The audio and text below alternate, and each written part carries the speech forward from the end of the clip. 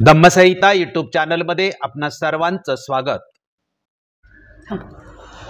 धम्मसंहिता YouTube चॅनलद्वारा आपण आठवड्यातून 3 विषय सुरू केलेले आहेत। आपण प्रत्येक रविवारी बुद्ध आणि त्यांचा धम्म या ग्रंथाचे प्रबोधन पर्व सुरू केलेले आहे। त्यानंतर संविधान प्रबोधन मालिका या विषयाचा भाग आपण प्रत्येक बुधवारी सुरू केलेला आहे आणि त्यानंतर रिपब्लिक ही प्रबोधन मालिका प्रत्येक शुक्रवारी आपण एक भाग प्रक्षेपित करीत असतो। आज बुधवार म्हणून जो भाग आहे तो संविधान प्रबोधन मालिकेचा भाग आहे आणि त्याची माहिती आपण आज या ठिकाणी पाहणार आहोत। संविधान प्रबोधन मालिकेच्या आजच्या 9व्या पुष्पाचा विषय ब्रिटिश भारताच्या संविधानिक विकासातील तिसरा टप्पा हा आहे। या विषयाचे स्पष्टीकरण असे की इसवी सन 1600 ते इसवी सन 1857 असा 257 वर्ष ईस्ट इंडिया कंपनीद्वारे आणि 1857 ते 1947 असा 90 वर्ष ब्रिटिश पार्लमेंटद्वारे अशी एकूण जवळपास 350 वर्ष ब्रिटिश सत्ता भारतावर होती। ब्रिटिशांनी भारतावर कायद्याद्वारे राज्य केले आहे। संविधानात्मक विकासाच्या दृष्टीने 1773 चा रेग्युलेटिंग ऍक्ट हा ब्रिटिश भारतातील संविधानात्मक विकासाचा पहिला कायदा होय। या कायद्याद्वारे भारतात संविधानात्मक ढाचा प्रथमतःच प्रस्थापित केला होता। या कायद्यात ब्रिटिश संसदेने 1784, 1786, 1793, 1813, 1833 आणि 1853 च्या सनदी कायद्याद्वारे बदल केले होते। ब्रिटिश भारतातील संविधानिक विकासाच्या दुसऱ्या टप्प्यात जो कायदा केला गेला त्याचे नाव गव्हर्नमेंट ऑफ इंडिया ऍक्ट 1858 म्हणजे भारत सरकार कायदा 1858 होय। या कायद्यात 1861, 1892 व 1909 च्या इंडिया कौन्सिल ऍक्ट द्वारा दुरुस्ती करण्यात आली होती। हा कायदा सुद्धा भारताच्या संविधानात्मक ढाचा निर्मितीचाच पुढचा टप्पा होता। ब्रिटिश भारतातील संविधानिक विकासाच्या पहिल्या 2 टप्प्यातील कायद्यांचा अभ्यास आपण अगोदरच्या 8 भागामध्ये केलेला आहे। ब्रिटिश भारतातील संविधानिक विकासाचा तिसऱ्या टप्प्यात जो कायदा केला गेला त्याचे नाव गव्हर्नमेंट ऑफ इंडिया ऍक्ट 1919 म्हणजेच भारत सरकार कायदा 1919 होय। या 1919 च्या भारत सरकार कायद्याला मॉन्टेग्यू चेम्सफोर्ड सुधारणा कायदा असेही म्हटले जाते। आज आपण संविधानिक विकासाच्या तिसऱ्या टप्प्यातील या 1919 च्या कायद्याचा अभ्यास करणार आहोत। स्पष्टीकरणाचे मुद्दे 1. या कायद्याची पार्श्वभूमी 2. महत्त्वपूर्ण तरतुदी 3. द्विग्रही कायदे मंडळाची स्थापना 4. मतदानाचा अधिकार 5. विषयांची विभागणी 6. दुहेरी शासन पद्धती आणि 7. कायद्याच्या मर्यादा या मुद्द्यांच्या आधारे हा विषय स्पष्ट करणार आहोत।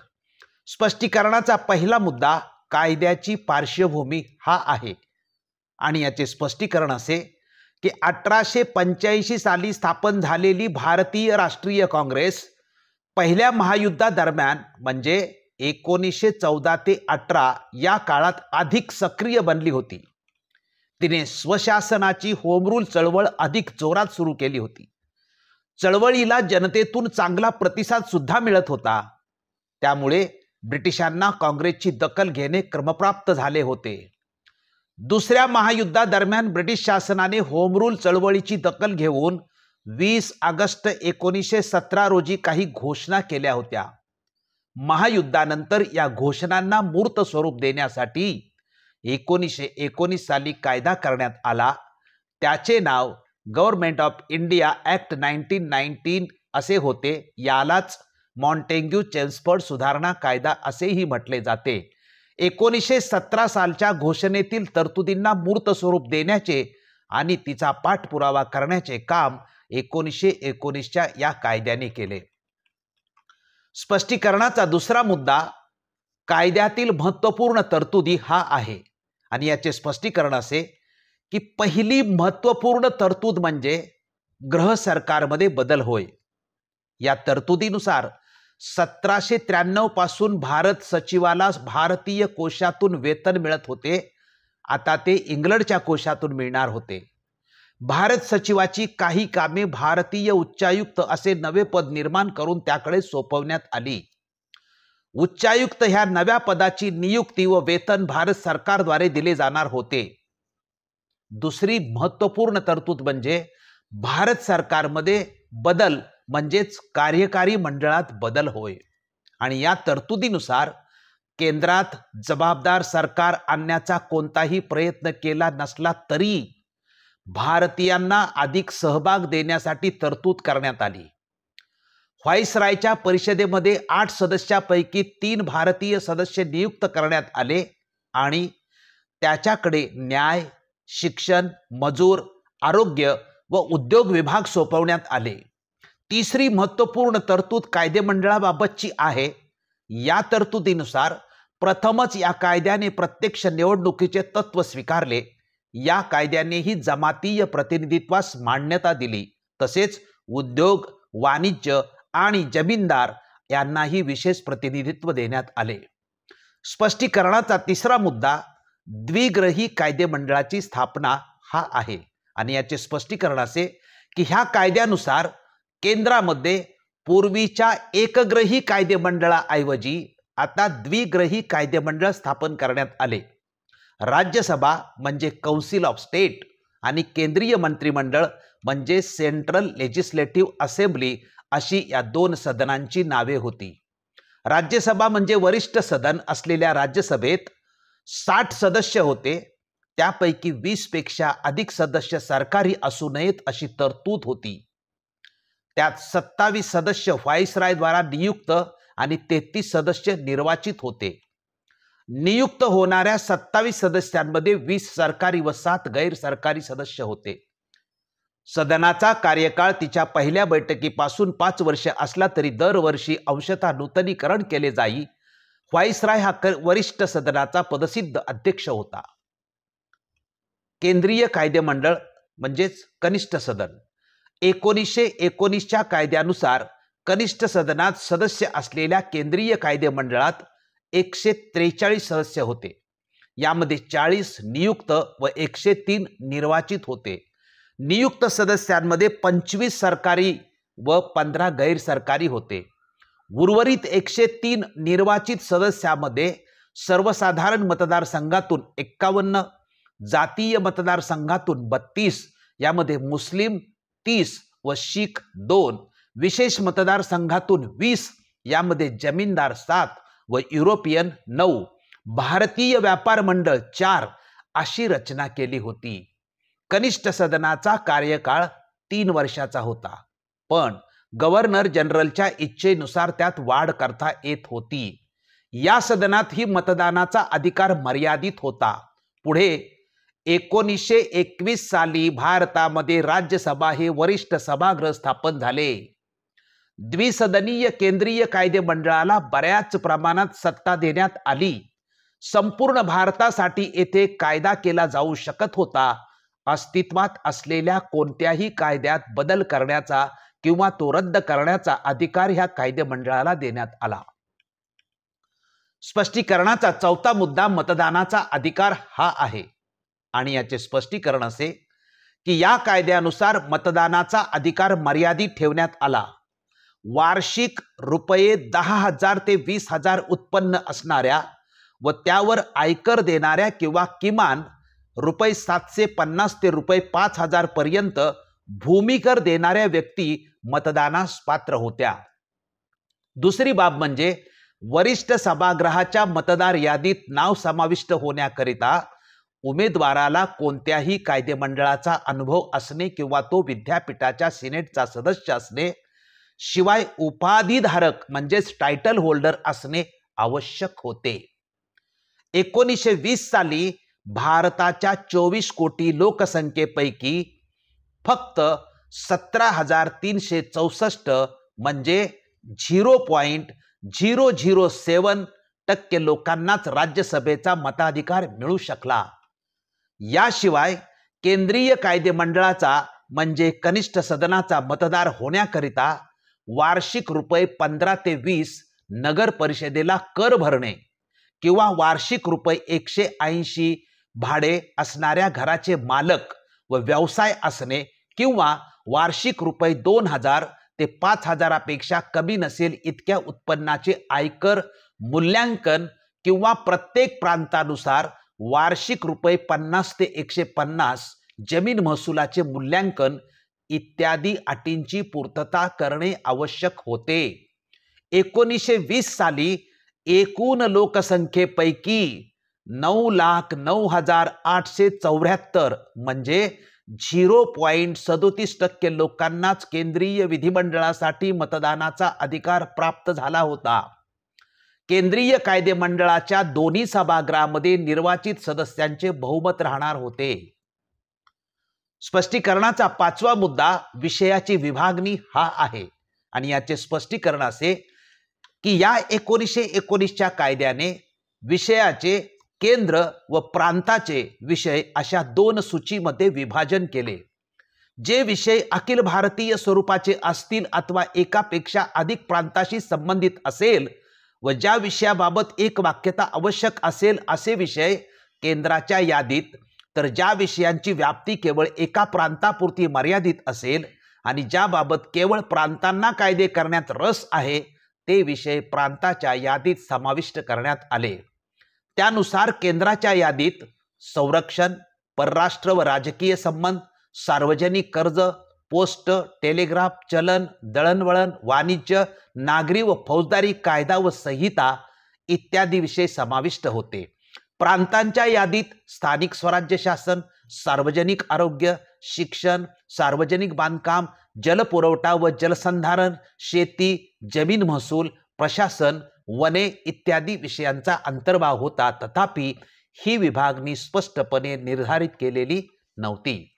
स्पष्टीकरणाचा 6वा मुद्दा दुहेरी शासन पद्धती हा आहे आणि याचे स्पष्टीकरण असे की या कायद्यातील तरतुदीनुसार कार्यकारी व कायदे मंडळात बदल केले गेले. आता कार्यकारी मंडळातील बदल असे की गव्हर्नरचे प्रांत म्हणून ओळखल्या जाणाऱ्या 8 प्रांतात दुहेरी शासन पद्धती सुरू करण्यात आली. या कायद्यानुसार या द्विदल पद्धतीत प्रांतीय विषयाचे राखीव आणि सोपीव असे विभाजन केले गेले. राखीव खाती या शीर्षका अंतर्गत न्याय, पोलीस, तुरुंग, जमीन महसूल, दुष्काळी सहाय्य, वर्तमानपत्रावरील नियंत्रण, बॉम्बे व बर्मा वगळून इतर ठिकाणची वने, जलसंधारण इत्यादी विषयाचा समावेश होता. राखीव विषयांचा कारभार गव्हर्नर पाहत असे. त्यासाठी कार्यकारी परिषदेचे सहाय्य घेत असे. हे सदस्य कायदेमंडळास जबाबदार नव्हते.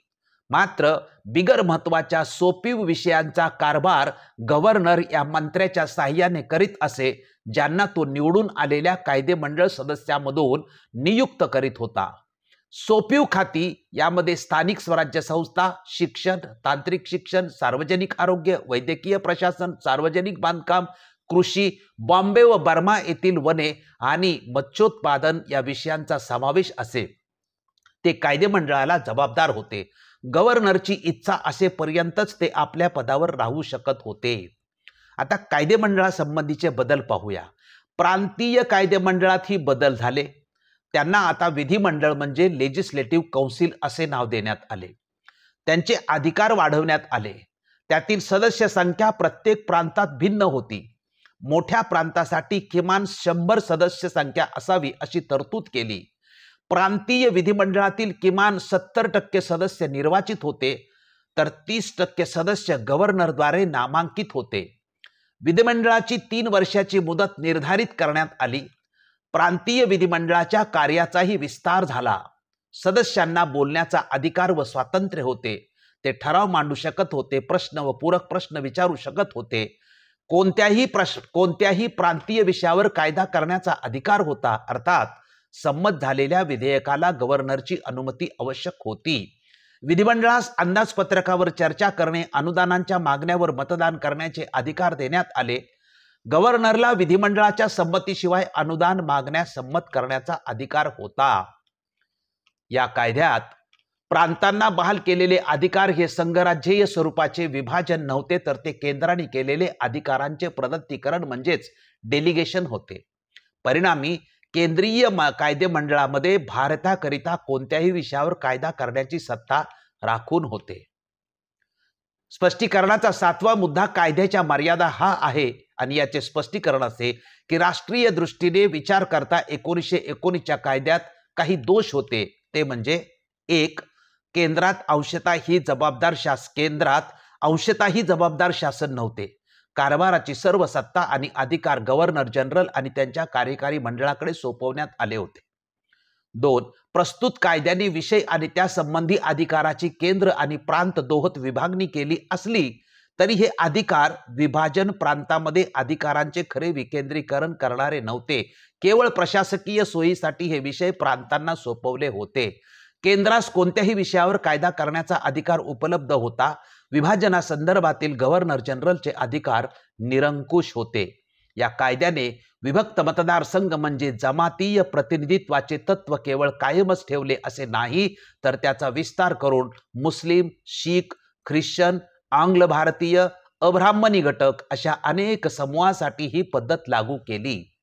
प्रांतात लागू करण्यात आलेली दुहेरी शासन पद्धती गुंतागुंतीची असल्याने काटेकोर व सुव्यवस्थित कार्य करू शकत नव्हती.